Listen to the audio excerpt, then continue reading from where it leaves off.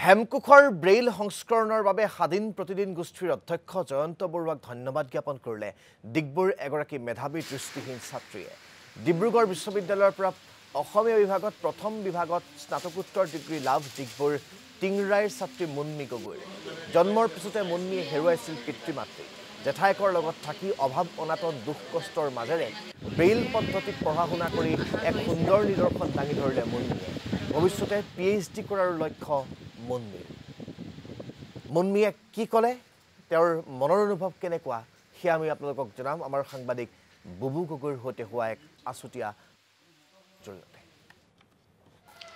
হয়, এগৰাকী দৃষ্টিহীন ছাত্ৰী তাৰ সমান্তৰালভাৱে ছাত্ৰীগৰাকী জন্মৰ পৰাই আচলতে নিজৰ পিতৃ মাতৃ হেৰুৱাইছিল, কিন্তু ছাত্ৰীগৰাকী সবল মানসিক শক্তি আৰু সাহসিকতা আচলতে প্ৰদৰ্শন কৰি তেখেতে সুখ্যাতিৰে পঢ়া শুনা কৰিলে। বৰ্তমান অসমীয়া বিভাগত ডিব্ৰুগড় বিশ্ববিদ্যালয়ত স্নাতকোত্তৰ ডিগ্ৰী লাভ কৰি প্ৰথম স্থান লাভ কৰিছে।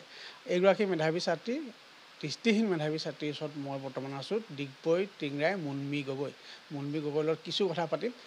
কথা পতাৰ সমান্তৰালভাৱে আমি ক'ম যে মুন্মি গগৈ এগৰাকী কণ্ঠশিল্পী, সুন্দৰ গীত গায়। আমি সৰুকৈ গীত এটা শুনিব চেষ্টা কৰিম। প্ৰথমতে তেখেতৰ যি শিক্ষা জীৱন আৰু যি কঠোৰ সংগ্ৰামৰ জীৱন আৰম্ভ কৰিছিল তাৰ কথা কিছু জানিব চেষ্টা কৰিম। কোৱাচোন, তোমাৰ মা দেউতাৰ কথা কোৱা অলপ।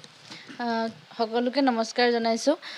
মোৰ নাম মুন্মি গগৈ। মোৰ জন্মতে মা দেউতা যিহেতু মা দেউতা মৃত্যু হৈছিল আৰু তাৰ পাছত আপাই মোক ডাঙৰ কৰিছিল। আপাই এই বৰ্তমানৰ সময়খিনিলৈকে আপাৰ লগতে থাকি মই পঢ়া শুনা সমাপ্ত কৰিছোঁ। প্ৰথমে মই যোৰহাট দৃষ্টিহীন বিদ্যালয়ত এবছৰৰ বাবে অধ্যয়ন কৰিছিলোঁ। তাৰপাছত মৰাণ জনমংগল আদৰ্শ অন্ধ বিদ্যালয় আৰু পৰৱৰ্তী সময়ত টিংৰাই কনিষ্ঠ মহাবিদ্যালয়ত মই হাই ছেকেণ্ডেৰী কৰি ডিগবৈ মহিলা মহাবিদ্যালয় আৰু বৰ্তমান ডিব্ৰুগড় বিশ্ববিদ্যালয়ৰ পৰা মই স্নাতক পৰ্যায়ৰ শিক্ষা শেষ কৰিলোঁ। এইখিনি সময়ত মোৰ বিশেষভাৱে আমাৰ যিহেতু পাঠ্যপুথিৰ অভাৱ, সেই ক্ষেত্ৰত অকণমান অসুবিধা হৈছিল। পাঠ্যপুথি কোনটো পদ্ধতিত পঢ়িছিলে? মই পাঠ্যপুথিত আমাৰ ব্ৰেইল পদ্ধতিত অধ্যয়ন কৰিছিলোঁ আৰু তাত মানে নিজে অধ্যয়ন কৰিবলৈ কিছু অসুবিধা হয় যদিও এই অসুবিধাৰ মাজেৰে কষ্ট কৰি যেতিয়া এটা মানে কষ্ট কৰাৰ এটা সুকীয়া আমেজ আছে, গতিকে ময়ো চেষ্টা কৰিছিলোঁ যাতে কষ্ট কৰি মানে নিজৰ জীৱনটো গঢ়িব পাৰি। ব্ৰেইলত যেতিয়া পৰীক্ষাত পঢ়া লিখা কেনেকৈ লিখাটো অসুবিধা হয় চাগে? পৰীক্ষাত মোৰ লিখাৰ বাবে এগৰাকী ৰাইটাৰৰ প্ৰয়োজন হয়। মই কৈ যাওঁ আৰু সেইমতে তেওঁ লিখি যায়। তেনেকৈ যথেষ্ট নিজে নিলিখা যিহেতু অলপ কষ্ট হয় চাগে? অলপ কষ্ট হয় বাৰু, কাৰণ প্ৰশ্নটো যেতিয়া নিজে লিখা যায় তেতিয়া নিজে ভাবি লিখিব পাৰি, কিন্তু যেতিয়া বেলেগক কয় তেতিয়া মানে ভাবিবলৈ বৰ বেছি সময় পোৱা নাযায়। সেই হিচাপে অলপ কষ্ট হয়। এতিয়া ব্ৰেইলৰ তোমালোকৰ কাৰণে বিশেষকৈ এখন হেমকোষ ওলাইছে, গম পাইছা, দেখিছা নহয়?